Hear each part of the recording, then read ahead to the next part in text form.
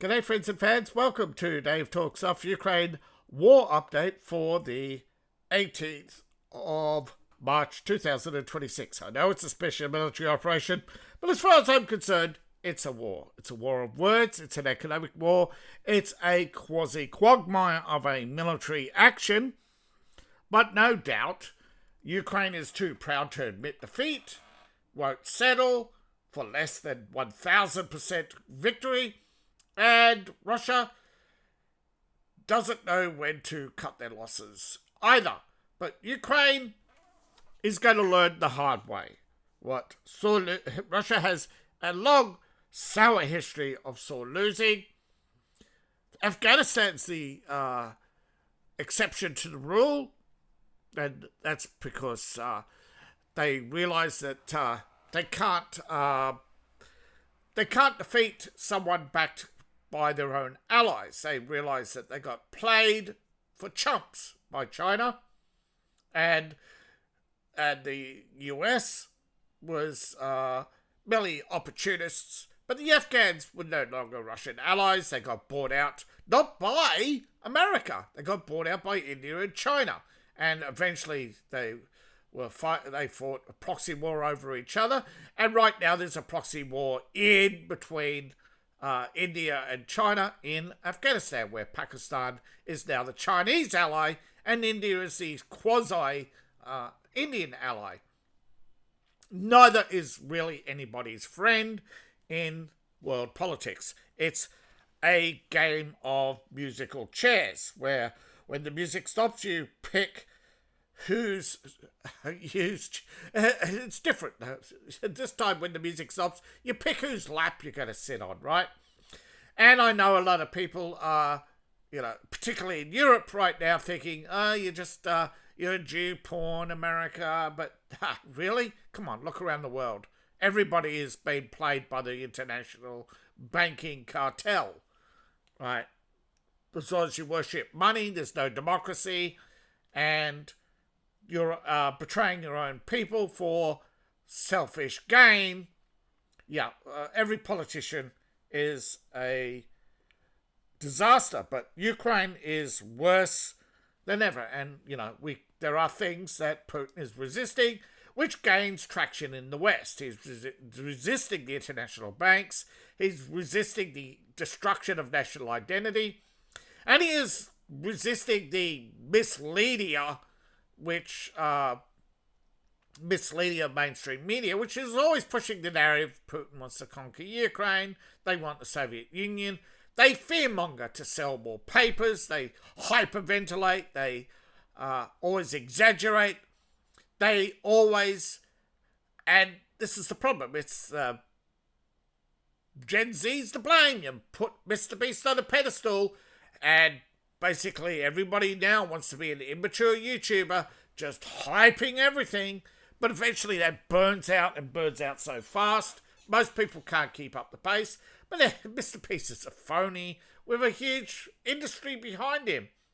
Why keep up? Be original, be yourself.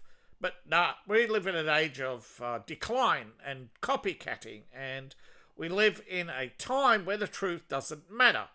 But I'm going to continue with the truth, and that is what brings people to me, even if it's not that many. I do not care the numbers. I care the quantity over quality. Because in the end, nobody's going to care.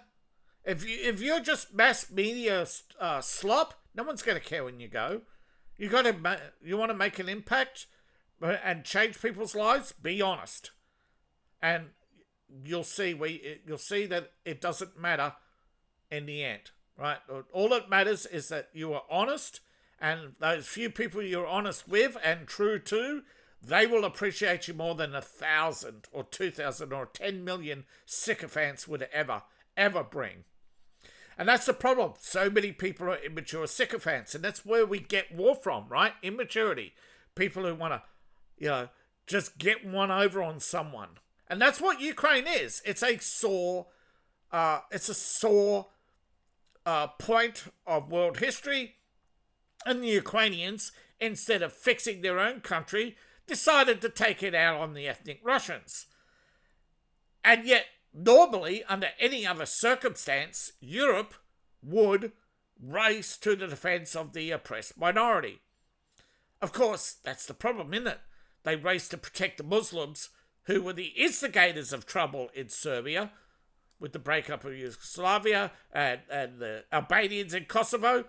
Again, it's all about political narratives. Yet when you had a political narrative which looked on paper to be similar, Ukrainians engaged in ethnic cleansing, no, suddenly they're on the side of Ukraine because they wanted to bring Ukraine and its resources in to the Eurofash family. Remember, Antifa put the fascists in power. They are the fascists.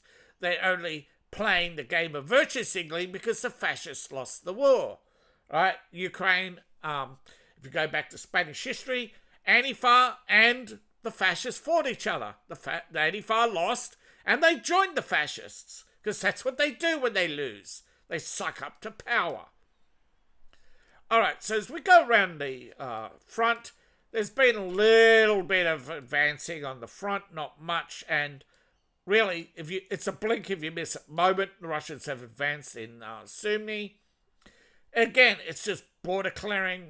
It's just clearing the border, getting ready for a settlement, right? I don't know if the Russians are going to launch an offensive in Kupiansk. They keep saying they will, but it's one of those things. It's the same here. If the Russians really wanted to, they could put another 100,000 in. It's just that they don't want to go into debt, and they don't want to trigger the Europeans, who seem to be ever so easy to trigger these days. Cooler heads do not prevail, and even the French socialists who used to love Macron now hate him with a vengeance. And they actually think he's exasperating the problem in Ukraine and keeping them from settlement. So there's plenty of blame to go around. Charles, Starmer, Merkel 2.0. I think everybody in Europe takes turns of being an arsehole and patting Zelensky on the back when they should be arresting him and putting him on trial for crimes against humanity. But Trump, and then they go running the Trump for billions of dollars and weapons. Now, here there's not much activity. There's a little bit of activity on the frozen front, but Kremlinska, the Russian buildup, has yet to produce an offensive, and there's no sign of an offensive. There's only continued skirmishes, as the Russians call it, grinding. And they actually admit that grinding is their objective right now. Now, they have made small gains, but they are small gains outside of cities. And right now, everybody's looking at Ukraine and saying, well, the Russians' offensive stalled. They're setting out cities, they're probing, but they're not attacking. And yeah, I have no explanation for it yet. I'll continue to read telegrams and blog posts. Right now, a lot of Russian commentators can't figure out what Putin is doing. And again, Putin put in a speech months ago that if he changes tactics regularly to keep the enemy confused. So right now, all the bloggers are confused, so nobody's giving Zelensky good advice. And his drone offensive, so remember how Zelensky says, within a month, March, we're going to kill 50,000 Russians a day. Oh, he actually, I think that was a poor translation. I think he meant a month. But even that, right? He ain't even making 1,000 a day. Yeah, there's 50 days in a month. Don't you know? It's Ukrainian calendar. Of course. How silly of me. Thank you, imaginary audience. I'm just kidding. I know, but people are going to clip that out of context. Okay, so Ukraine's drone war against Russia is not working, and we'll get to that.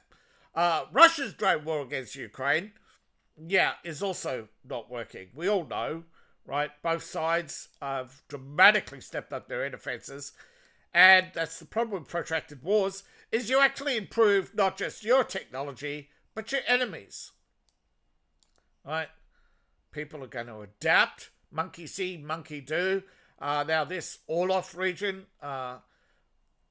apparently, originally, okay, the original Russian plan was straightforward. A straight line through, right? A big curve, straight line through, just cut through, right? And the whole the Cascade Offensive. But they started getting hiccups, so they had to start going around and around and around.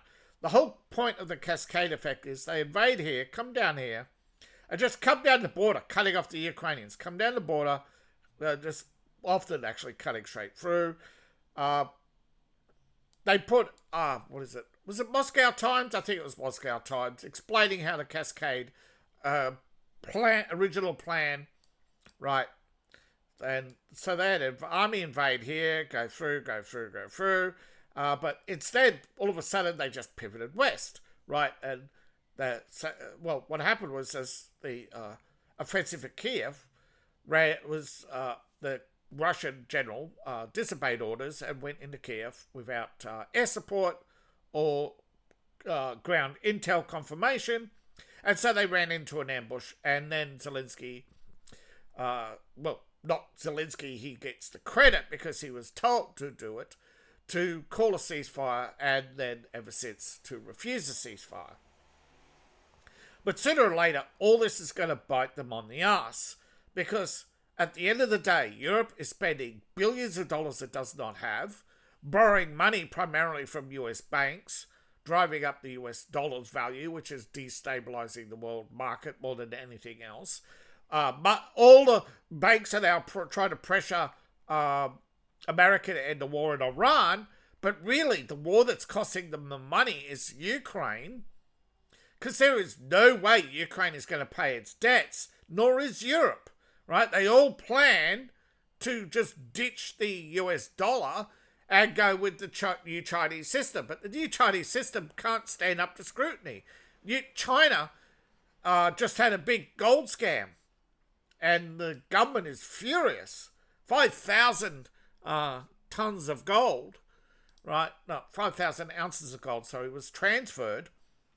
And it turned out when Europe sent it back because it was too impure.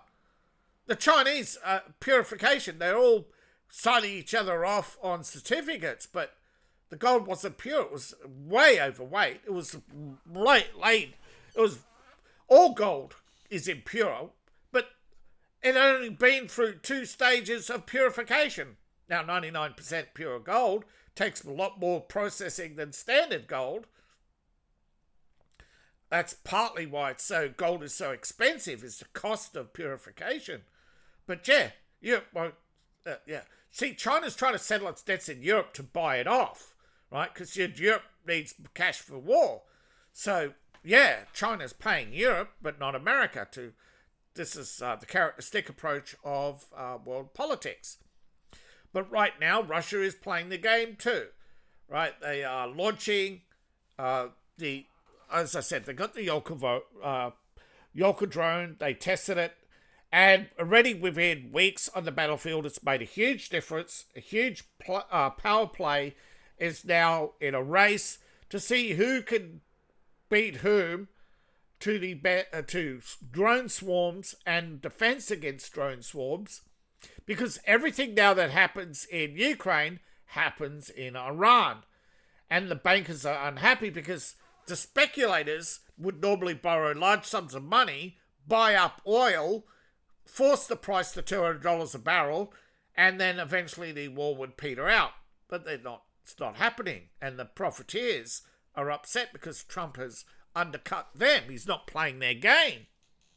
Supposed to have a war, drive up the price of oil, even though it had, a lot of the time it's got nothing to do. But the left keep wanting to make everything about oil. Why? They make you hate oil, of course, and they make you hate capitalism. Keep up with the narratives, please. It's always the same. Hate, hate, hate. Control, control, control. But China is the biggest consumer of oil, and they're desperate to get rid of... remember, they now control half the world's banks. Not the Jews, the Chinese. Keep up. Right? And they are trying to drive the price of oil up. Originally the profit, but it's backfired on them, and now they want to cut the war to pretty much embarrass Trump. Everything is always pivot to embarrass Trump. If you want to know what's going to happen tomorrow, just think what Europe can do to hurt Trump, and they'll do it. Okay, so here we have lots of interceptors, and they are quick, right? They are faster than most drones, which is what you need in an interceptor. Russia's figured out how to get just enough weight, and even with a kinetic miss, it's kinetic hit, but even if just a miss, but most of it is the explosion. If they hit and knock it out, they'll actually go to the next one. These are tough, right? They're not cheap and they're not tough, but they're not so expensive that they're prohibitive. And as we've seen recently, shuttle-launched missiles in Russia, they've dropped to a production cost of less than $100. So, yeah, the Russians are not... the new Russian shuttle-launched missile is cheap. But now they're trying to work out what to deal with cheap drones and cheap. But eventually we'll be seeing shockwave weapons coming out. I think that is the future. Though there will be niche anti-drone or anti-missile defense systems, primarily RPGs. Most of your big weapons, other than strategic conflicts, will be very limited, like aircraft carriers. Everything's now standoff. Everything is what's your missile range.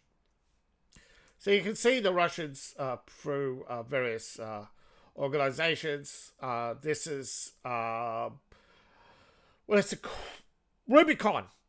Okay, it's like the Russian elite forces, but it's above Spetsnaz, right? Yeah, Spetsnaz is a specific type of operator. Rubicon is like the Army, Navy, Air Force group, right? Particularly in Russia, they have groupings. Rubicon is a grouping unto itself. Rumored to have a command structure and equivalence of half an army, which is 50,000, right? In the Russian army, an army is 100,000. Now, they are, now these are not the experimental models, but they are working. Every time they show you one model, they're working on two more. That's the new standard. They're working on an AI model to take these interceptor drones to become interceptor swarms. Now, here is footage from actual field testing. And you can see, because the conditions in Russia and Ukraine, you see with Ukrainian drones, they can dodge ground fire, but they can't dodge the, so the Ukrainian drones do have some sort of guidance and microsensors that enable them to avoid fire. And the Russians' drones are able to plot that movement and still conduct an explosive intercept through near miss. Now,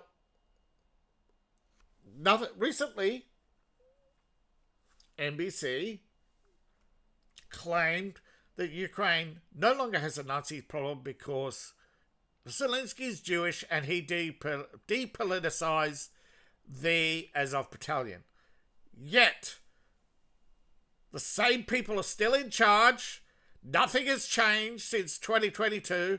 A couple of people have left, a couple of people have been killed. But what they won't acknowledge, none of the symbology has changed whatsoever.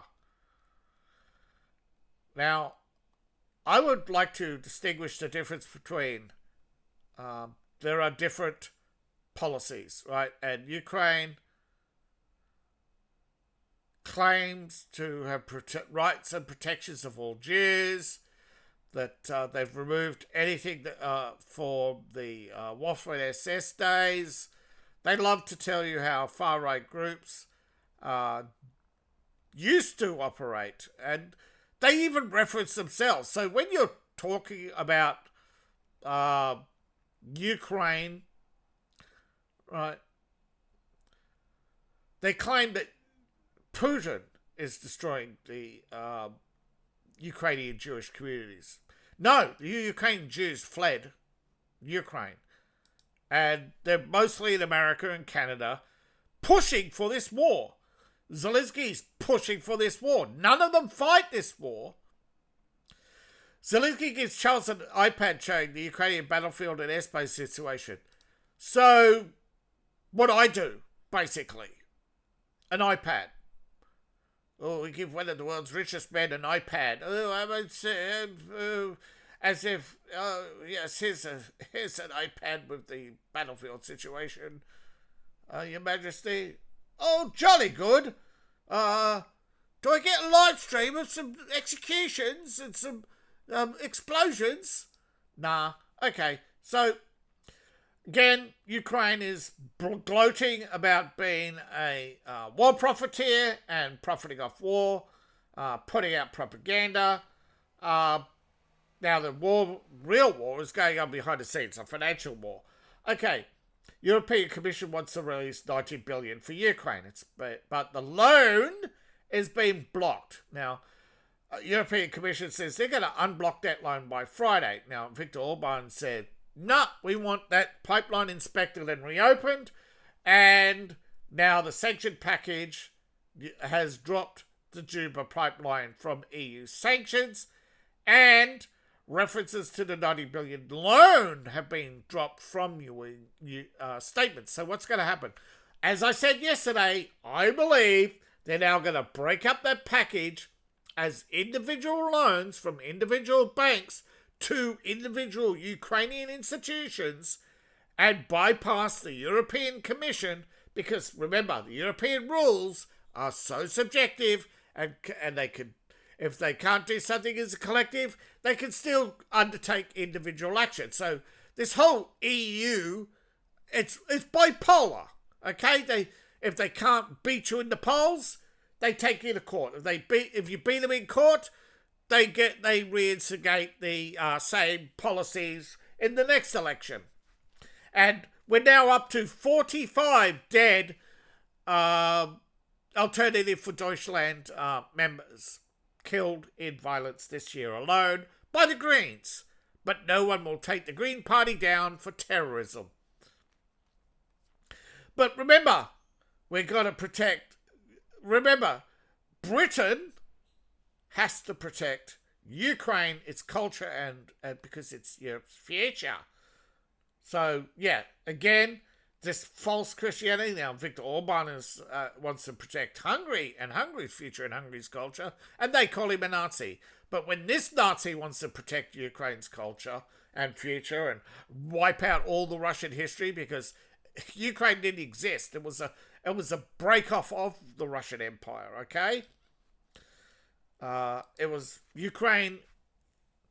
The Slavs were pushed east by the Mongols, right? This is how Jewry came into Europe, through Eastern Europe, through the collapse, right? Don't forget, Poland used to be German, majority German. People don't know this because most people don't want to know.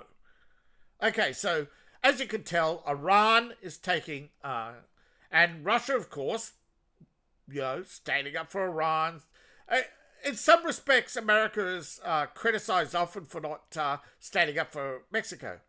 In the same way Russia stands up for Iran. No, how Russia blindly stands up for India or makes excuses for China and Iran, that's just politics. Strange bedfellows. Russia really needs to bite the bullet and ditch its European ambitions and become an American ally, right? Survival of the fittest, right? The two fittest, smartest, and strongest nations get together, and they will pretty much stabilize the world. China and India, on the other hand, and Israel and Iran and many other countries, they want instability. They want the world to burn so they can go out and do shit. NATO doesn't care about America. They just want to reach into your pocket every day. so they can fund their healthcare with one hand and, have you protect them from Russia on the other, even though they won't protect themselves from rape gangs and drugs, and and everybody wants to cry about Israelis' actions in Lebanon. Just make a fundamental mistake, right, and pass a law, but they don't want to pass a law because then they'd have to face what they did in Libya and not be able to do what they did in Libya and Iraq again, and that is create a false narrative to get America into war for them, right? How often has Europe gotten America into war? Forget Israel for a moment.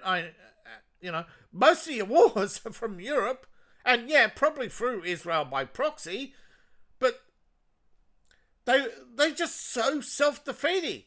But even Russia's losing interest in Ukraine. No one cares anymore, right? Right? Zelensky is pretty much blockading oil from European states, and it's backfired on them because now, right, they are falling behind in financing and they're running out of cash. And the thing is, what are they buying with that cash? And people don't want to know, right? But I'm telling you right now, all those drone parts that Ukraine claims to make are made in China and unwrapped in Ukraine. All that ammunition that's allegedly coming from Poland, it's all coming from India and China, and is unwrapped and packaged in a factory in Poland owned by Ukrainians, right? This world of corruption and lies. Now, becoming the missile power, one thing that Brazil has chased is rocketry, and they've had a lot of failures. But they've launched their first airborne. South America has launched. A conglomerate has got together and launched their first airborne missile. Argentina and Brazil were once very ambitious in their missile programs, but political pressure, non-proliferation. But right now, ever since Argentina reached out to Brazil and said, look, we have common goals, let's work together, let's save each other billions and work together. Now, it took Lula a long time to agree, but when they agreed, they got shit done. This is what happens when you cooperate regionally, right?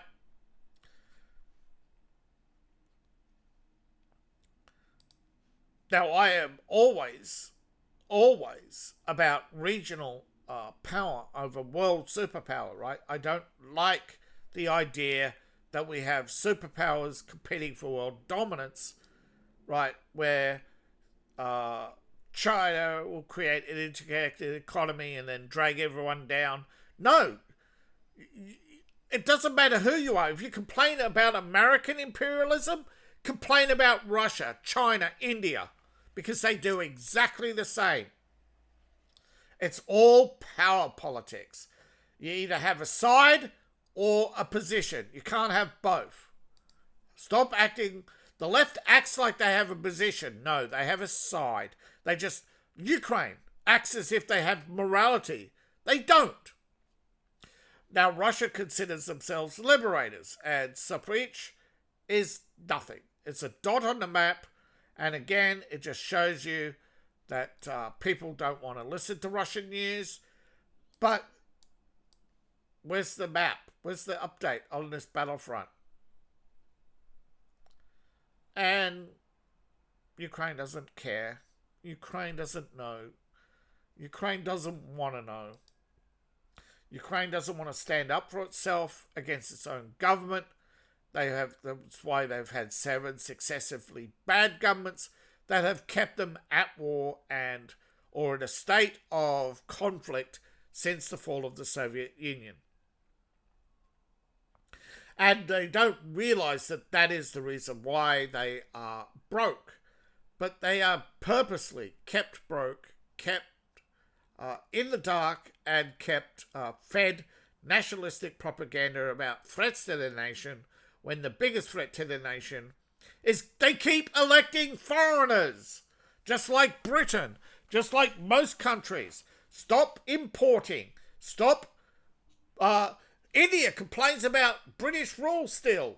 It hasn't been British ruled. But you go to Britain and run for government. You're all hypocrites. And it's all going to bite you in the ass. Sooner or later, we're going to start seeing Chinese in India. You know that. It's going to happen.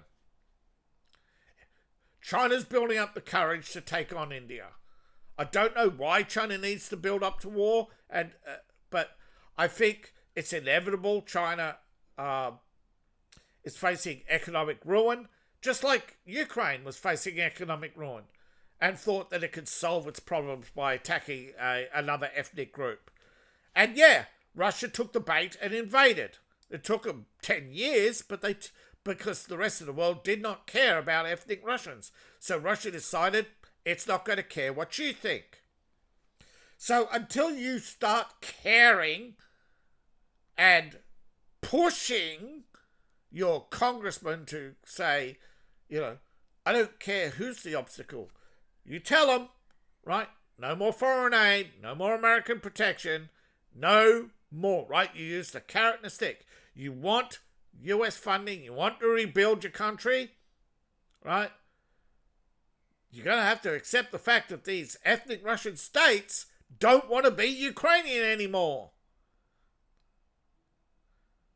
No one wants to admit the truth because the truth starts to unravel the international banking cartel who's linked to the industrial military complex.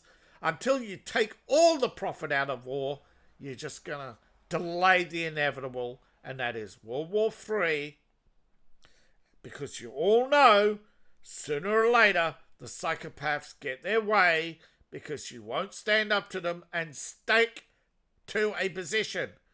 Politics takes that decision-making process of your brain and scrambles it.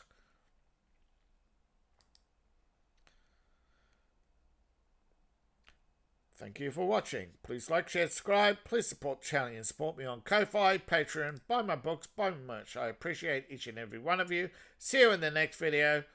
Bye for now.